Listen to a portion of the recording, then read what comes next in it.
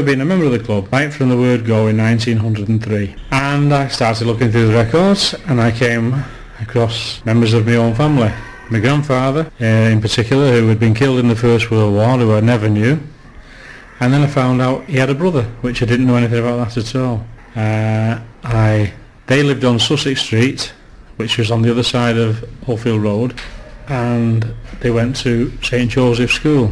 Found out about my granddad. When I found my granddad's membership, I then discovered that he was on the war memorial in the hall of the Salford Lads Club from the 14-18 war. And I thought, I wonder if I could find out where he was buried or what happened to him.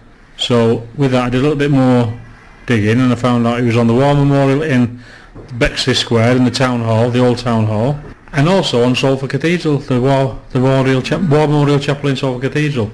And on the war memorial chapel in the cathedral, it says he was killed on October the 18th, 1918, just shortly before the war ended.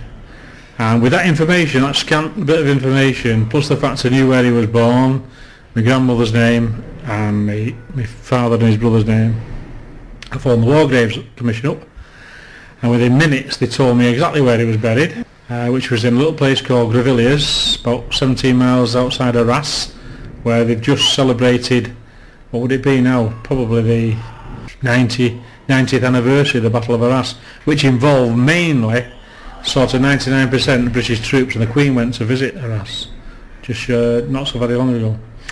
And I went over with my wife and daughter 2 years ago, and we found the grave, lovely, well kept cemetery, and I found his grave and put some flowers on it, and very poignant it was. So that was as a result of being a secretary of Salford Lads Club. Right. And I'm sure there must be lots more stories behind, as well as mine. Yeah. Thank you very much. Our uncles, Abram Matthews, was actually killed in the First World War, and he's on the Senate. And John was, he came to this club. Yeah. And it had only been open 2 years. It'd only been open 2 years. Yes. So they were. That's a long time. That's a long time ago. Yeah.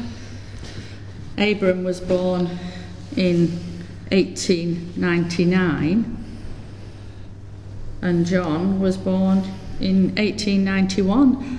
So Abram was actually the eldest, and we always thought it was the other way around. We were always led to believe John was the older brother, but he was in fact killed on the last day of the war by a sniper in France. And also my brother, who now lives in Australia, went over to France to see Abram's war grave, and never knowing that he'd actually attended club together. He's never known that. I mean, we didn't know that.